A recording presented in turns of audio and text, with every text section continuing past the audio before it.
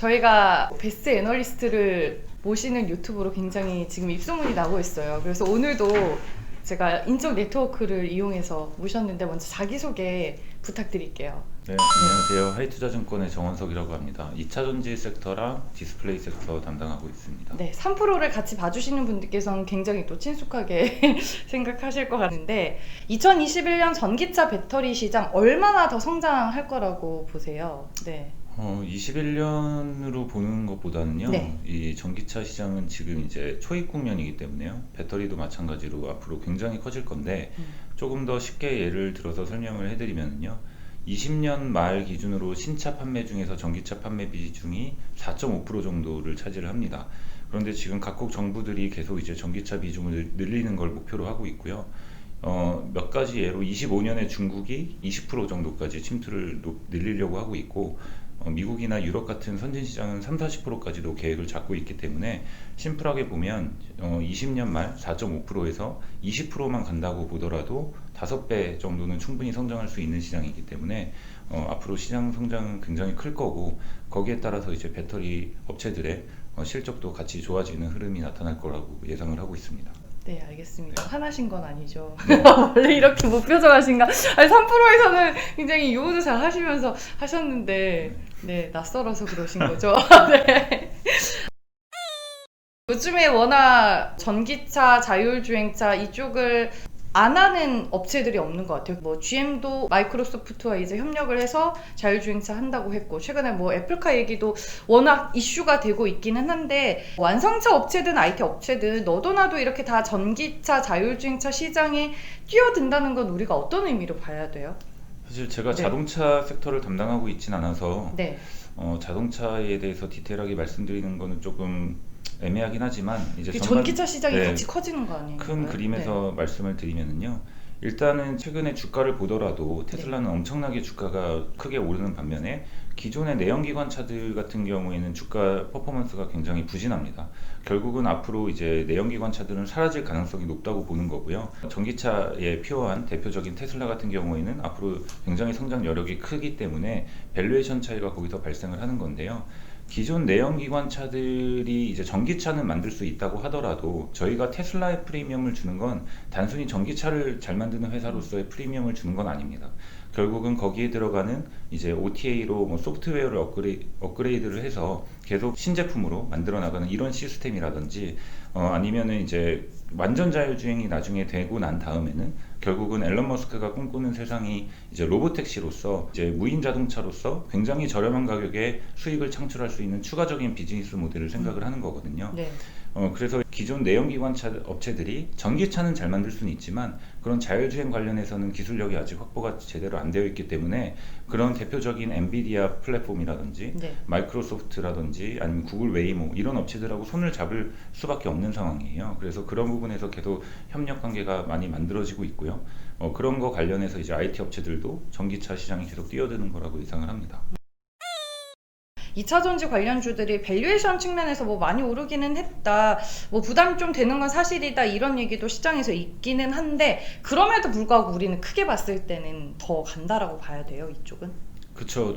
워낙 많이 올랐으니까 단기적으로는 기간 조정 이렇게 좀 쉬어갈 수는 있겠지만 사실 애널리스트들도 사실 아주 단기 주가를 맞추는 게 역할은 아니라고 생각을 그쵸, 하거든요. 당연하죠. 중장기 방향성을 봐야 되는데 중장기적으로는 주가가 계속 우상향할 가능성이 높다고 보고 있고요. 네. 제가 드리고 싶은 말씀은 뭐 보고서로도 다 나왔던 자료들이긴 한데 현 시점에서 과연 투자자들이 몇 년 정도의 실적을 먼저 땡겨와서 지금 주가에 반영을 했을까라고 본다면 한 2년 정도의 실적을 지금 주가에 선반영을 하고 있는 것 같아요. 그거를 저희가 보통 24개월 포워드 PER 밸류에이션이라고 부르는데요. 네. 이 주가는 결국은 실적과 이 밸류에이션의 함수로 결정이 되는 건데, 이 밸류에이션을 또 결정짓는 가장 중요한 키 요인이 두 가지 정도로 볼 수 있거든요. 하나가 금리고요. 네. 그 다음에 두 번째가 성장성입니다. 그런데 이 금리 같은 경우에는 제가 여기서 뭐 논하기는 좀 어렵지만 어찌됐건 과거에 비해서 저금리 기조가 계속 유지가 되고 있고요. 두 번째로는 저희가 회사나 산업을 전망을 할 때 항상 불확실성이라는 게 존재를 하는데 사실 이 전기차 배터리 시장은 불확실성이 거의 제로에 가깝다라고 지금 시장 투자자들은 보는 거죠.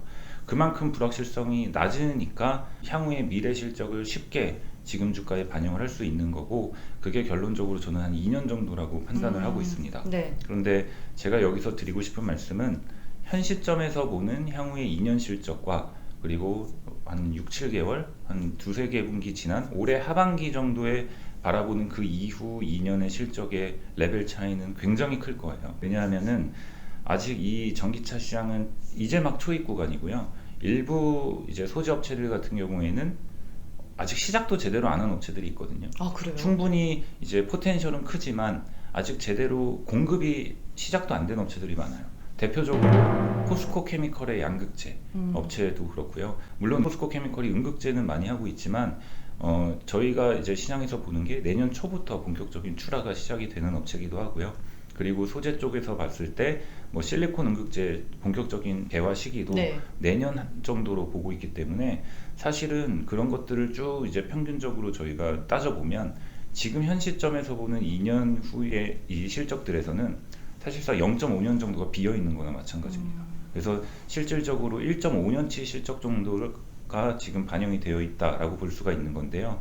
올해 하반기에서 그 이후의 2년 실적은 제대로 다 붙어 있는 실적들이거든요. 네. 그렇기 때문에 훨씬 더 레벨이 높을 거고, 그걸 반대로 얘기하면 밸류에이션이 굉장히 낮아질 수 있다라고 볼 수가 있기 때문에 그거를 이제 주가로 연결시키자면 추가적인 업사이드는 하반기로 갈수록 계속 생길 수 있다라고 볼 수가 있습니다. 그러면은 뭐 배터리 소재 쪽도 있고 뭐 양극재, 음극재, 뭐 전해질 뭐 많잖아요. 네. 우리가 그러면은 볼 때 좀 독보적인 기술을 가지고 있는 기업 위주로 봐야 돼요? 아니면은 이렇게 널리 많이 쓸 수 있는 쓰임새가 많은 쪽으로 봐야 돼요? 그러면 여기는?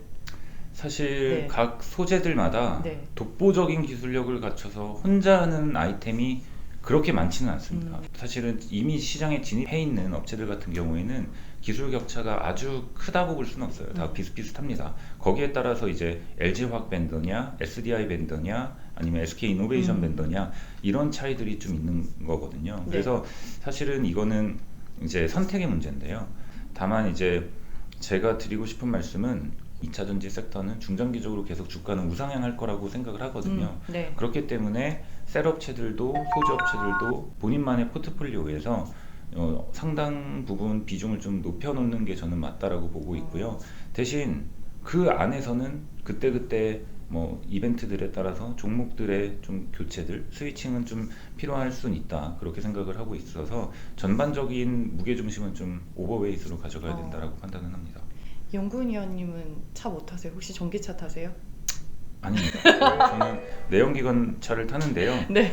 사실 저도 한때 되게 고민을 많이 했었습니다. 이제 전기차로 과연 바꿔야 되느냐. 그래서 그런 부분에서 한때 고민을 많이 했었는데 결론적으로는 조금 뒤로 미루기로 했어요. 아, 왜요? 네, 그 이유는 앞으로 한 2년 정도 후에는 지금과는 완전 다른 전기차들이 많이 쏟아져 나올 가능성이 높습니다. 기술적 트렌드를 보면 지금 사실 테슬라도 이제 600km 전후의 주행거리를 갖추고 있는데 그 외 자동차들은 대부분 300km에서 400km 레인지 수준이거든요. 2년 정도만 지나면 대부분의 자동차들이 600km대의 주행거리를 갖게 될 거고요. 그러면 이제 지금은 테슬라만 가장 유력한 후보지만 그렇죠. 다른 차들도 굉장히 선택의 폭이 넓어질 거고, 또 한편으로는 저는 주행거리도 중요하지만 두 번째로는 충전 시간에 대한 불만이 사실상 도심 사용자들한테는 가장 불만이 클 거다라고 보고 있는데, 네. 이 충전 시간을 짧게 하려면 소재들의 그 변화가 좀 있어야 됩니다. 그래서 실리콘 음극재라든지 그리고 양극재에서도 이제 조금 더 추가적인 뭐 수명 부분에서 좀 보완이 필요한데, 이러한 것들이 사실 한 2년 정도 후면은 본격적으로 채택이 될 것 같거든요. 그렇게 되면 지금 이제 테슬라 같은 경우에도 20%에서 80%까지 슈퍼차지를 할 때 보통 30분 정도 시간이 걸리는데, 지금 많은 배터리 업체들이 평가를 하고 있는 게 7분 정도의 수준으로 단축하는 걸 목표로 지금 개발을 하고 있어서 네. 그 차가 나오면은 저는 선택을 하려고 개인적으로는 판단을 합니다. 네, 지금 사면은 2, 3년 뒤에 후회할 것 같아요. 2, 3년 뒤에 또 사시면 되죠. 아, 네. 제가 웃자고 던진 질문인데 이렇게 또 산업이랑 연결지어서 해주셔가지고 더 잘 들었네요. CS CS가 원래는 또 뭐 가전 박람회기는 하지만 여기에서도 또 모빌리티의 트렌드를 확인할 수 있잖아요. 네. 네, 이번에 하이투자증권에서 실시간으로 CES 2021에 대해서 다 했더라고요, 리뷰를. 좀 그 보신 거를 축약해서 저희 구독자분들한테 좀 정리를 해주시면 좋을 것 같아요. 네. 눈에 띄는 부분이 좀 있었어요. 어때요? 일단은 네. 뭐 내용이 너무 방대한데요. 그래요? 네, 그러면 내용이 딱 너무 핵심 방대하긴 포인트만. 하지만 네. 모빌리티 같은 경우에도 많은 자동차 업체들이 몇 년 전부터 이미 완전 자율주행 차라든지 아니면은 이제 전기차에 대해서는 많이 언급을 했었는데요. 네. 이번에 눈에 띄었던 것 중에 하나는 제가 CS를 지금 한 3년, 4년 정도 계속 이제 참석을 하고 있는데 배터리 기술에 대해서 언급이 된 적은 단 한 번도 없었던 것 같아요. 근데 이번에 파나소닉과 GM이 실질적으로 배터리 기술에 대해서 아주 자세한 설명까지 있었거든요.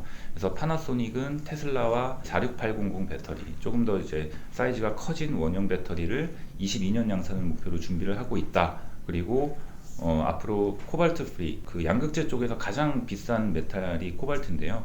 코발트 사용량을 줄여가면서 이제 가격을 낮춰가겠다. 이게 테슬라가 지금 원하고 그쵸. 있는 바죠. 네. 작년 9월달 테슬라 배터리에 네. 대해서 그런 것들을 언급을 했었는데 파나소닉이 테슬라랑 같이 준비를 하고 있다라는 부분에서 설명이 있었고, 또 GM 같은 경우에 사실 저희가 다 알고 있었던 내용이긴 한데요. 네. 이제 키노트를 통해서 전기차 전략에 대해서 이야기를 했고, 거기에서 이제 LG화학과 GM이 이제 협작 회사를 설립한 얼티엄 셀즈라는 회사를 통해서 90%대 하이니켈을 적용한 하이니켈 배터리를 내년 초부터 아마 양산이 시작이 될 겁니다. 그래서 그런 배터리를 통해서 앞으로 900km까지 갈 수 있는 주행거리를 확보한 전기차를 많이 출시하겠다라는 전략들을 좀 언급을 했던 게 배터리 쪽에서는 좀 특징이었던 것 같습니다. CS에서도 배터리 얘기가 올해는 좀 특이하게 여러 가지 포인트들이 있었다라고 말씀을 해주셨네요. 1편은 저희가 산업으로 접근을 하기 위해서 좀 거시적인 그림을 그려봤는데 2편에서는 저희가 조금 더 구체적으로 세부적으로 들어가서 종목 얘기를 한번 들어봐도 괜찮을까요? 네, 네, 알겠습니다. 알겠습니다. 간단하게만 보면 양극재 쪽에서는 그리고 내년부터 이제 공급이 본격적으로 시작될 이런 업체들이 대표적으로 있고요. 네. 이제 음극재 쪽에서는 흑연 쪽에 차세대 소재로 보고 있는 실리콘 음극재를 하는 업체들이 있는 거고요. 전해액 쪽으로 가서 보면 이게 전해액과 전해액에 들어가는 여러 가지 첨가제 물질들, 이렇게 두 가지를 구분해서 봐요.